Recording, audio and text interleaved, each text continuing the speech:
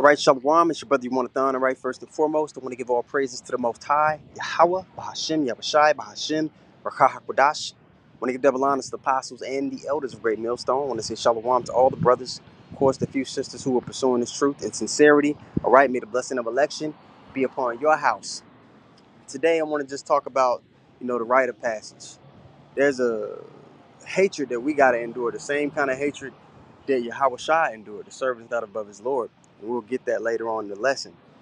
But I want to start in the Acts, the 7th chapter. I was reading it at work last night. I thought it was a beautiful illustration, of a situation that many of us are going to go through. Many of the people that are preaching this word and that are standing up against the evildoer, right?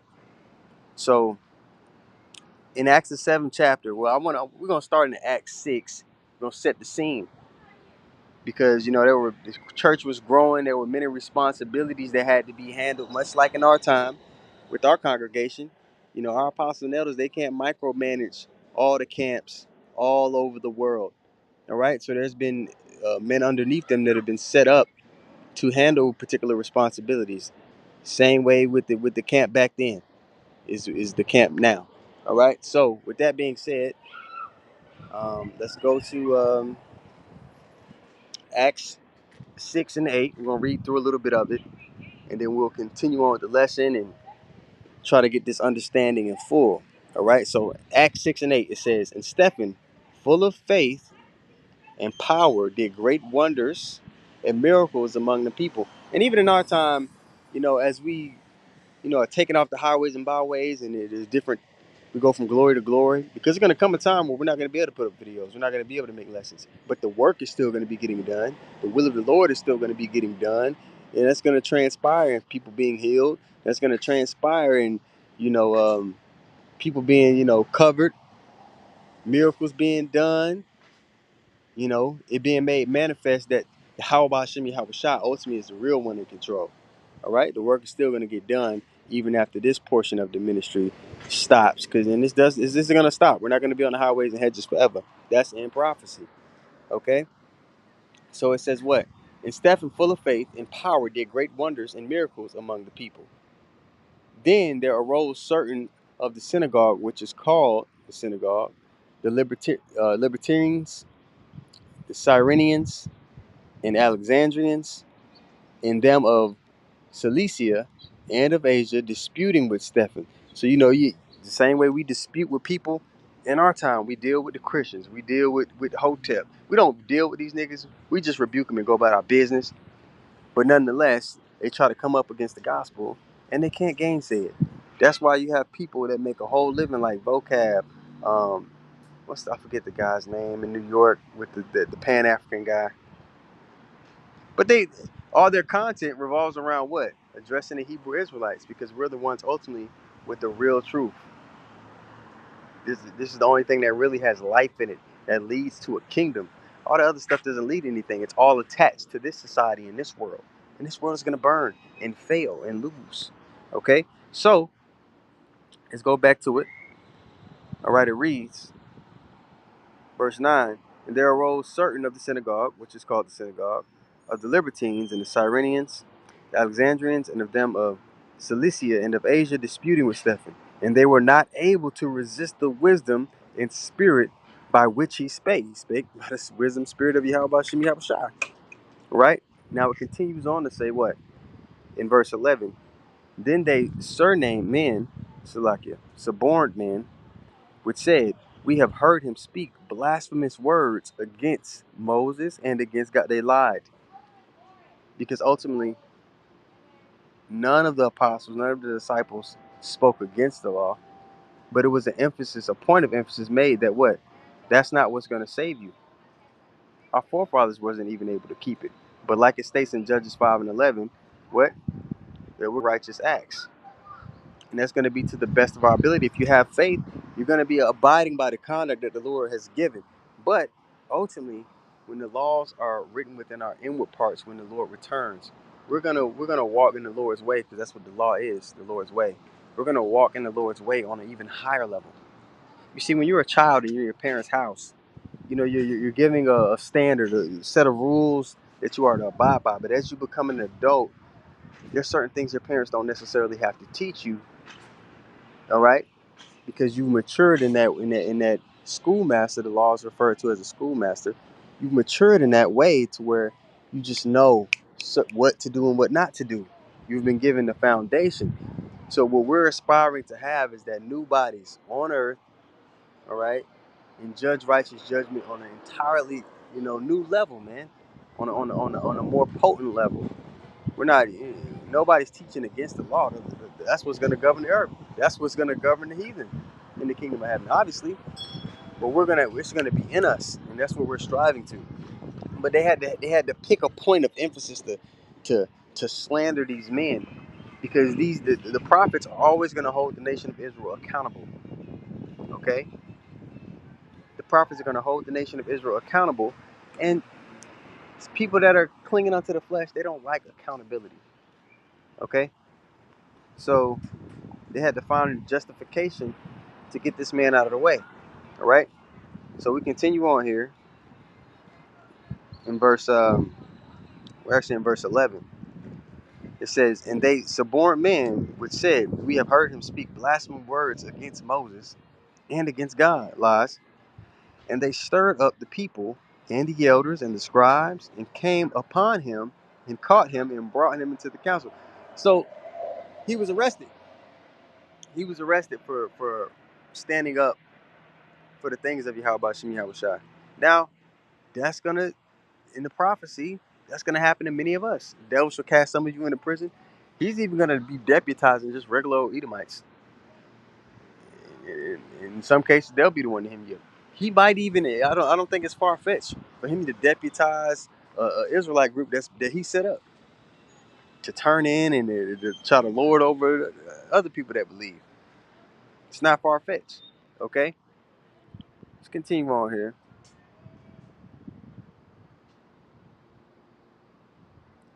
And I'm not sure if my live is public or not. It would be nice if somebody could just throw a quick shalom on the comment board, and I'll be able to see it through this app, and then I'll know that that it's live and people can see it, because I don't have my other phone on me to check. But um,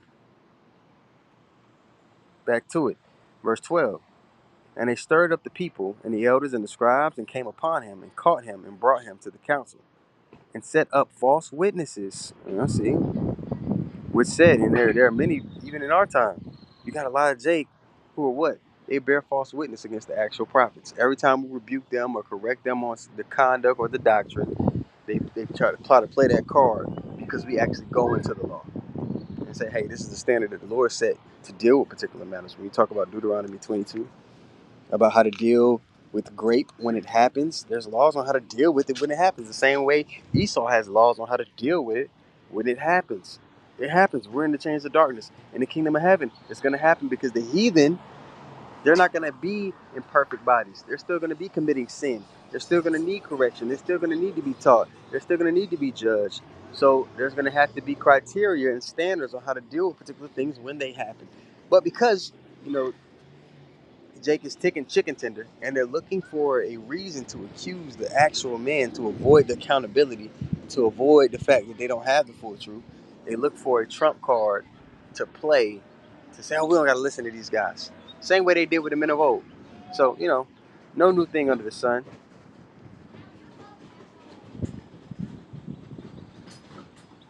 All right, no new thing under the sun. Where was I?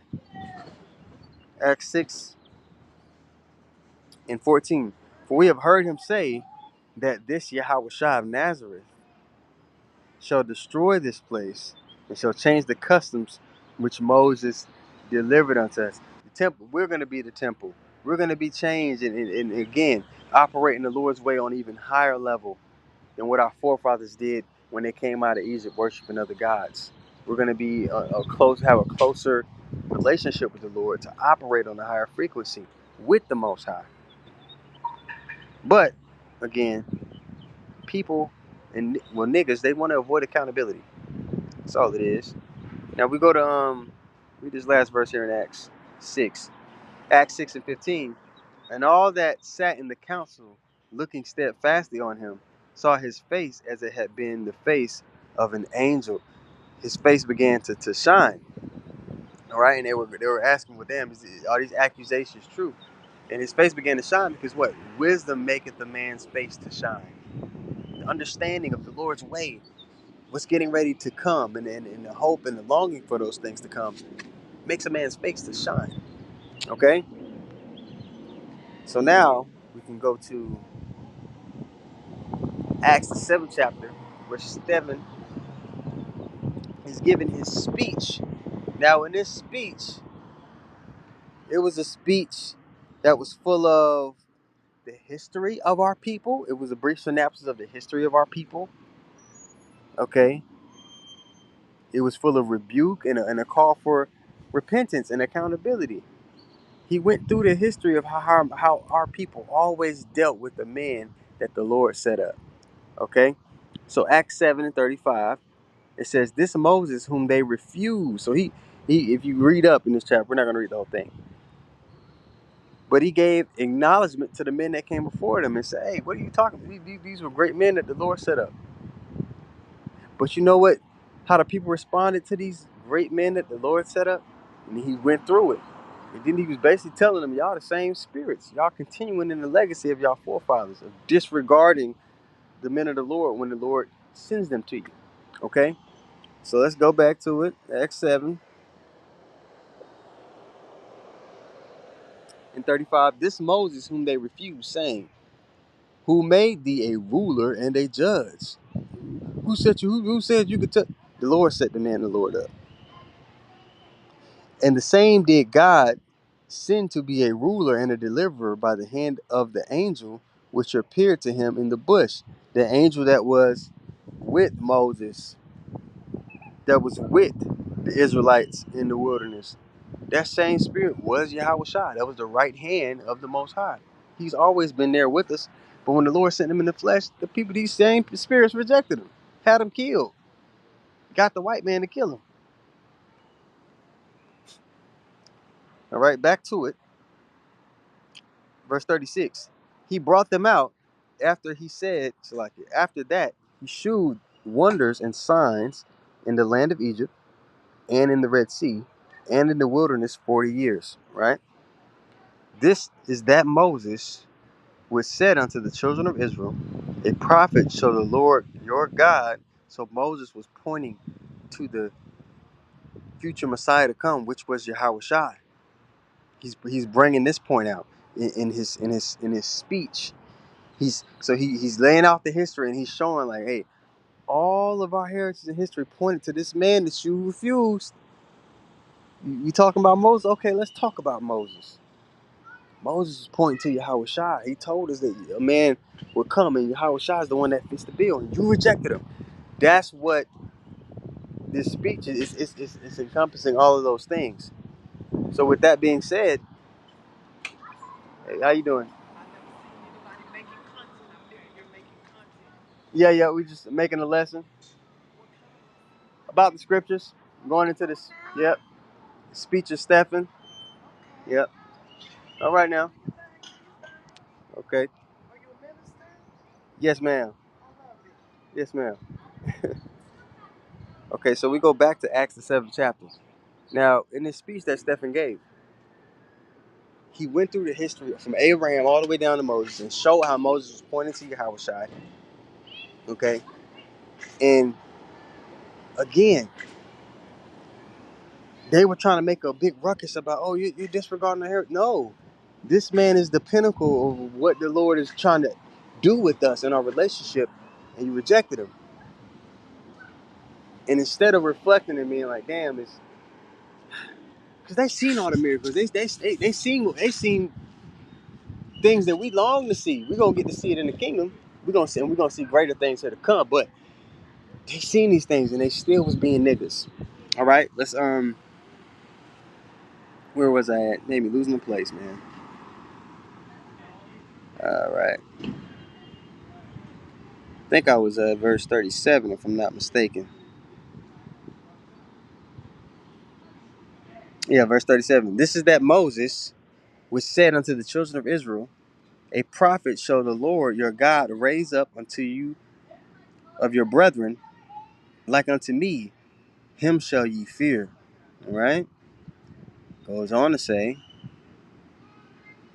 this is he that was in the church in the wilderness, and the angel which spake to him in the mount Sinai with our fathers, who received the lively oracles to give unto us, to whom our fathers would not obey, did not obey, but thrust him from them, and their hearts turned back again into Egypt. So they were clung unto this world. They were clung unto Egypt.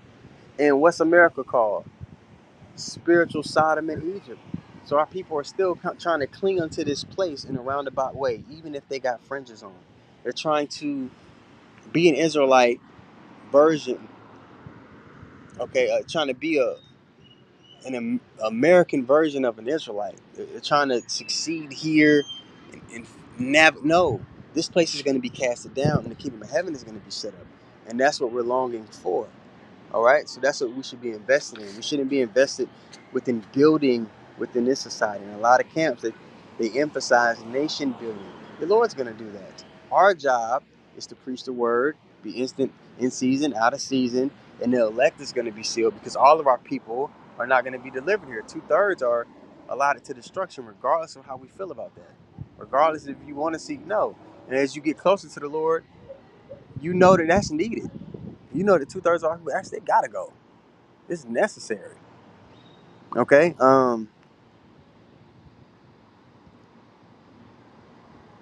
So we finished that. Now I want to jump down to verse 52.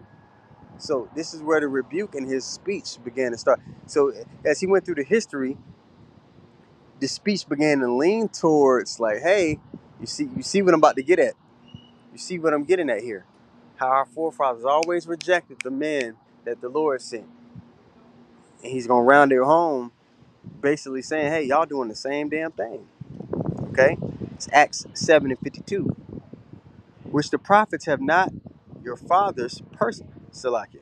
Which of the prophets have not your fathers persecuted? You're the children of the prophet killers. And they have slain them which shew before of the coming of the just one, of whom you have been now the betrayers and murderers. Again, they gave him up to the so-called white man to be crucified, who have received the law by the disposition of angels and have not kept it. When they heard these things, they were cut to the heart. They were in their case, they were pricked to the heart. They heard these things, they were cut to the heart, and they gnashed on him with their teeth. What you? They felt some type of way about the accusation, but it was true. All right. Now it goes on to say in verse 54, when they heard these things, they were cut to the heart, and they gnashed on him with their teeth. But he, being full of the Holy Spirit, looked up steadfastly into heaven and saw the glory of God. So the Lord basically was stamped, and he was like, "Yeah, that's my boy, that's my dog, that's my man right there." Even in the face of affliction and in persecution, he stood up for what was right. And the scriptures pose the question, "Who shall stand up for me against the evildoer?" And majority of people, you'll come to find out, they're just going along to get along. They're just okay what makes them feel good. They're not they're not about the Lord's mission, which is often going to come with being uncomfortable. Okay? Verse 55 again. It says, but he, being full of the Holy Spirit, looked up steadfastly into heaven and saw the glory of God and Yahushua standing on the right hand of God, and said, behold, I see the heavens open and the Son of Man standing on the right hand of God. And they cried out with a loud voice and stopped their ears. I ain't trying to hear that, because the scriptures talk about our people. They want to hear what? Prophesying to us smooth things. They don't want to hear. They don't want to hear the nitty gritty. They don't want to be held accountable. They don't want to change. All right. That's none of their concern. So now we go back to it here. Okay. No, we're down here in Acts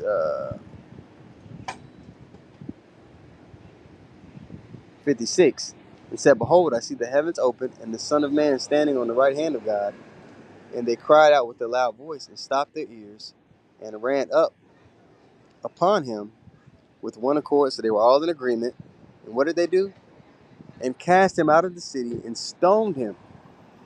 And the witnesses laid down their clothes at a young man's feet, whose name was Saul. Okay, so this is like the villain entrance in the movie, where the Lord introduces the main antagonist. But the thing about this so-called antagonist, the Lord converted him.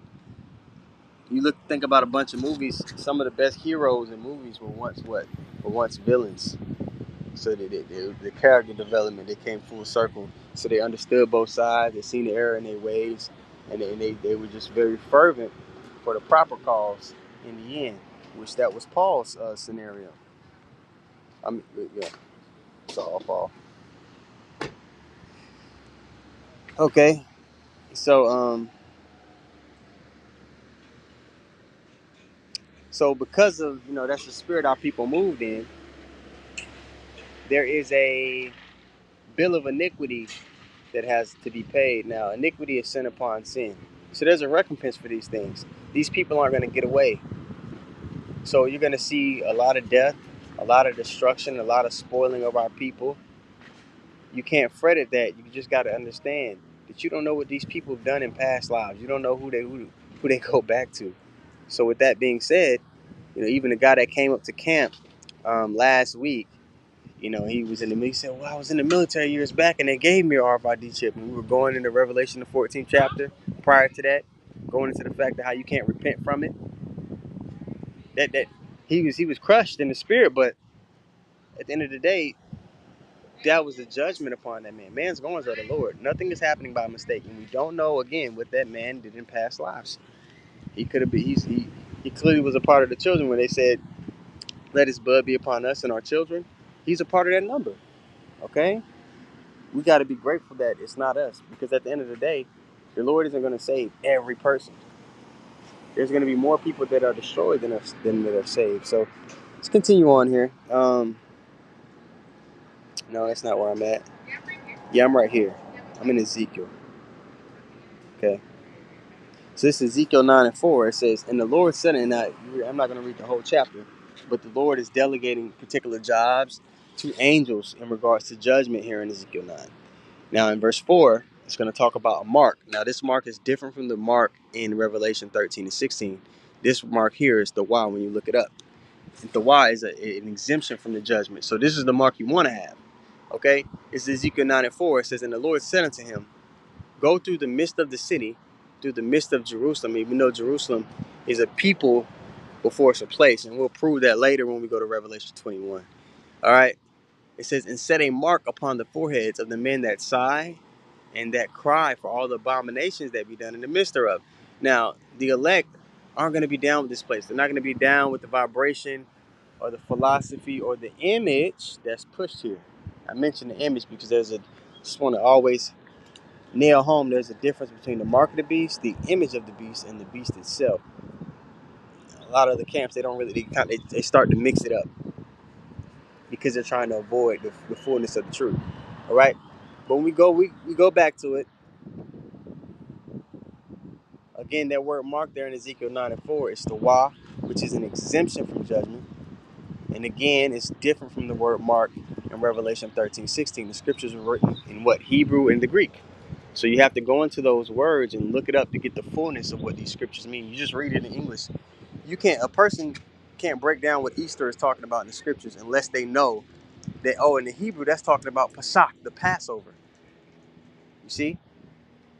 All right, but that's neither here nor there. Let's continue on here in verse 5. And to the others he said in mine hearing, go ye after him through the city and smite the people who aren't sighing and crying for the abominations. Let not your eyes spare, neither have ye pity. So again, the scriptures say what? There be many more of them which perish than of them which shall be saved. So here in Ezekiel's 9th chapter, it's letting you know the bigger portion of our people, they're not sighing and crying. Okay? Now we go on here.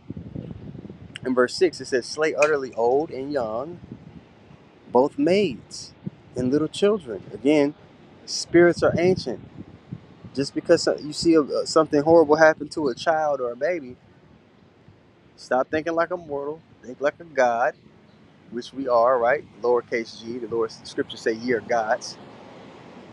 You got to understand what the spirits are ancient. So when these judgments roll out, it's not something that should, twist you up inside. You got to, well, if you have the wisdom, like it says in Ecclesiastes, wisdom and knowledge is going to be the stability of thy time. All right, but let's continue on here.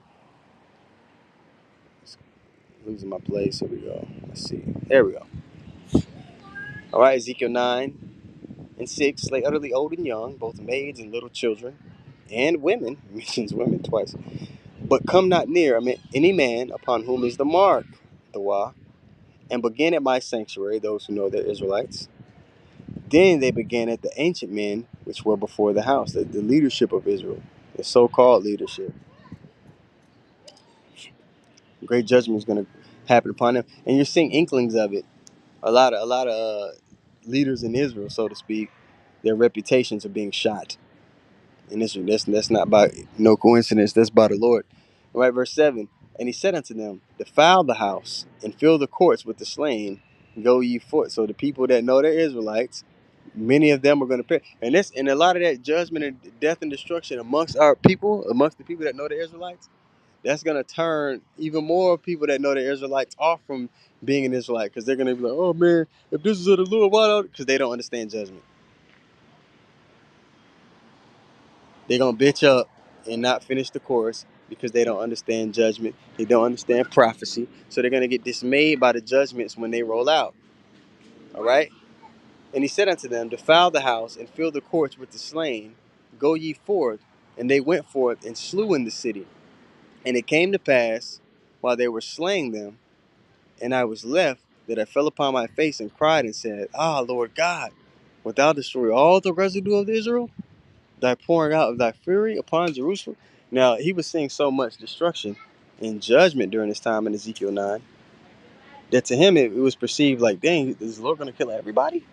But that's not the case. It's just a small remnant that's going to be delivered. And the Lord's always dealt with small numbers of people. He's never dealt with these big numbers of people. That's why you see these camps where they boast in their numbers. That's off, and it's not of the Lord. That's not how the Lord moves. You see, even to be within Great Millstone, there comes a proving, and you have to stay proven while you're in Great Millstone. You have to continue to do the work. You got to continue to grow, or the Lord will reveal you, man, not to be sincere. Now, let's see here.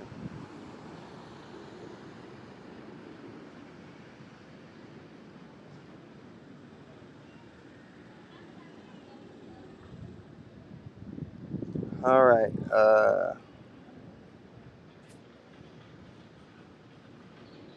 I'll leave that where it's at. Let's go to Matthew 27. All right, let's get the account. Where they gave up Yahushua. It's Matthew 27:22. Pilate said unto them, What shall I do with this Yahushua, which is called the Mashiach? Because they just decided to free Barabbas, or free Tupac, or free Nipsey Hussle, or free Thugger. That's the spirit our people always been in. Free the Nick, free the low life, free the low life.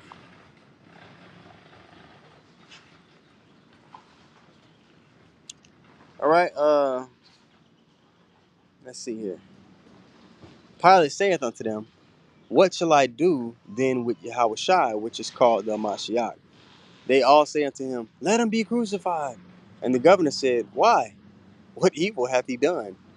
But they cried out the more, saying, Let him be crucified. When Pilate saw that he could prevail nothing, but that rather a tumult was made, he took water, washed his hands before the multitude, saying, I am innocent of the blood of this just person. See ye to it. Y'all do what y'all want. I don't got nothing to do with this. Y'all tripping. All right. Verse 25. Then answered all the people and said, His blood be upon us and our children. We'll take the blowback for this. And they about to take it. Then released he Barabbas unto them. And when he had scourged Yahushua, he delivered him up to be crucified. Then the soldiers of the governor took Yahushua into the common hall and gathered unto him the whole band of soldiers. So the leaders in Israel carried this out, man. They stripped him and put him a scarlet robe, put him on a scarlet robe, and then what? And when they had platted a crown of thorns, so they mocked the man. And you know Jake was going hard on this mocking. And when they had plaited a crown of thorns, they put it on his head and a reed in his right hand, and they bowed the knee before him and mocked him, saying, "Hail the King of the Jews!" And they spit upon him and took the reed and smote him on the head. So, great judgment that people got to pay for. They got to pay that bill. But this is a necessary thing. This is a rite of passage for us to reap the benefits of the kingdom of heaven. Okay, so let's read the reality for the believers to come. This is 2 Timothy 3:12. It says, "Yeah, and all that will live godly in Yahweh Shah Mashiach shall suffer persecution." So, like it says in Sirach 2, it says, "What, my son, if thou come to serve the Lord, prepare thy soul for temptation." So it's a rite of passage that you're going to be tested, that you have to apply the knowledge that you've been given, which is wisdom, the application of knowledge. Okay, verse 13 here. "But evil men and seducers shall wax worse and worse, deceiving and being deceived." All right, let's get some more. Let's go to Matthew 10:24.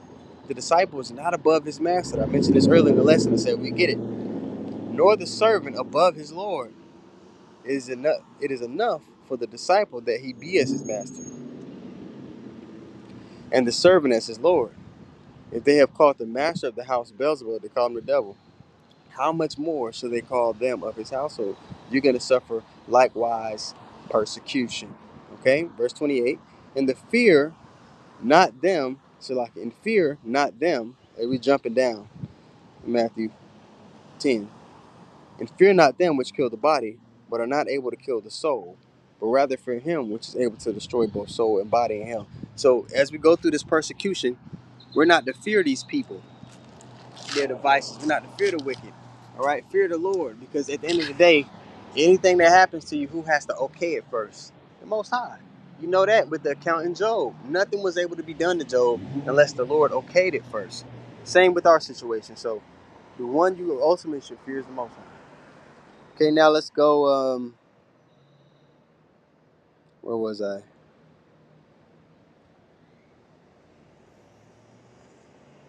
Let's just get straight to it. I'm gonna wrap this up, you guys. It says the persecution grants you what? Access to be the first fruits to experience the reward, man. All right, so Hebrews 9:28. "So the Mashiach was once offered to bear the sins of many, and unto them that look for him shall he appear with the second time without sin unto salvation." So we're going to be a part of those first fruits that are changed and reap immortality. All right, let's read 1 Corinthians 15:53. "For this corruptible," right, this mortal, "must put on" what? "Incorruption, and this mortal must put on immortality. So when this corruptible shall have put on incorruption, and this mortal shall have put on immortality, then shall be brought to pass the saying that is written, death is swallowed up in victory." Okay? And that's going to happen when we come down after the destruction of this kingdom and Babylon the Great and the nations. When we come down from the chariot change and begin to rule, we're gonna get to really enjoy the earth as it was intended to be enjoyed. It's Revelation 21:1. "And I saw a new heaven and a new earth," all right, the kingdom. "For the first heaven and the first earth," this age, this eon where all the other nations were ruling, "were passed away, and there was no more sea. And I saw the holy city, New Jerusalem," this is the people before the place, "coming down from God out of heaven, prepared as a bride adorned for her husband. And I heard a great voice out of heaven saying, Behold, the tabernacle of God is with men, and he will dwell with them, and they shall be his people, and God himself shall be with them and be their God." He's going to be with the nation of Israel, man. Last verse, it says, "And God shall wipe away all the tears from their eyes, and there shall be no more death, neither sorrow nor crying, neither shall there be any more pain, for the former things are passed away." All right? So That's the reality that we have coming to us if we continue to fight the good fight for the long haul, enduring to the end, so that we might be saved. So Abaratazah, man, the lesson was edifying. I want to give all praises once more to Yahweh, Bahashim, Yahushai, Bahashim, Rakah HaKodash. I want to give double honors to apostles and the elders of Great Millstone. I want to say shalom to all the brothers and, of course, the few sisters who are pursuing this truth and sincerity. Right? May the blessing of election be upon your house. Okay, shalom.